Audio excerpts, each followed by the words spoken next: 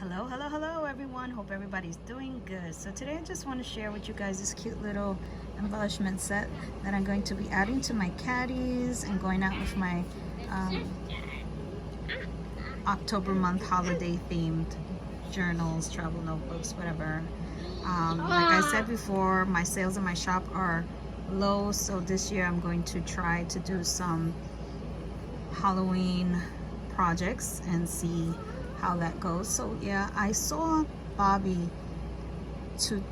did a tutorial on how to make these cute little ghosts, and so what I decided to do was kind of tweak it a little bit, and I added arms to my ghosts and clothes, but she just put bows on hers and they are so super adorable the way she does her bows.